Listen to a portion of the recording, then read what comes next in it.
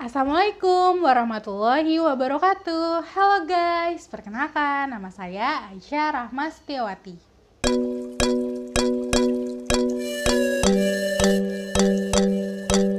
Nah, kali ini kita akan berbincang tentang my opinion seputar teknologi industri di dunia dan di Indonesia. Sebelumnya kalian tahu nggak sih, rumput laut itu merupakan produk serbaguna dengan potensi yang besar. Nah, rumput laut itu penggunaannya di dalam berbagai bidang seperti bidang pangan, pakan, farmasi, hingga kosmetik. Nah, contoh olahan rumput laut itu bisa diolah menjadi alginat, agar-agar, atau bahkan kerajinan dan yang lainnya. Nah, Indonesia itu kan mempunyai laut yang sangat luas. Nah, sebagian lautnya itu ditumbuhi oleh berbagai jenis rumput laut.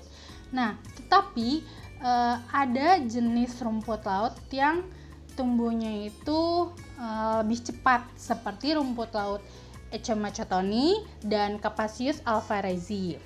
Nah, kedua rumput laut itu merupakan bahan utama pembuatan kerajinan, maksudnya ya, kerajinan guys. Nah, terus ada rumput laut yang mendominasi untuk ekspor, yaitu ada rumput laut Echomachotoni dan rumput laut Gracilaria. Nah, lalu menurut Aisyah sih, kalau misalkan industri rumput laut ini sangat menarik ya, karena pasar dan penggunaannya cukup luas dan pengolahan produksinya relatif lebih rendah. Tetapi kalau dipikir-pikir nih ya, teknologi di Indonesia ini dengan di negara lain tuh lebih kurang gitu kan, karena teknologinya sangat terbatas dan belum menguasai gitu kan. Padahal Indonesia ini merupakan produsen terbesar di dunia gitu kan.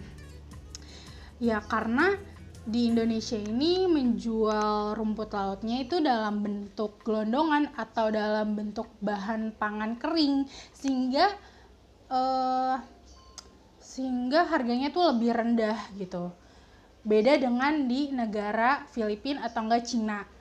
Nah, dia tuh udah menguasai teknologinya, bahkan teknologinya juga udah berkembang dan maju gitu, canggih gitu kan istilahnya. Dan sehingga mereka tuh menjualnya, mengekspornya itu dalam bentuk udah diolah, dan harganya pun lebih tinggi gitu kan dibandingkan harga jual kering di Indonesia, kayak di Indonesia gitu maksudnya. Nah, ada beberapa tantangan di Indonesia ini dalam industri rumput laut. Contohnya itu kayak minimnya diverifikasi produk. Terus ada yang pernah saya baca tuh kayak itu persyaratan pasar globalnya juga. Terus ada minimnya investor di dalam bidang rumput laut ini. Padahal kalau kita pikir-pikir nih ya, rumput laut ini bisa meningkatkan ekonomi masyarakat Indonesia nih. Karena kan kita mempunyai laut yang luas gitu kan, dan ada beberapa masyarakat yang tinggal di pesisir pantai gitu kan. Sehingga pasti itu menjadi peluang untuk meningkatkan ekonomi di Indonesia gitu kan. Ya, untuk itu kita kayaknya perlu investor dalam bidang ini, sehingga kita mampu bersaing dalam pasar global dan meningkatkan kesejahteraan masyarakat, khususnya yang masyarakat yang di pesisir pantai. Nah, itu saja dari Aisyah. Semoga bermanfaat, semoga kita bisa membangun dan mengikuti pasar global di dunia. Yaudah deh, itu aja ya.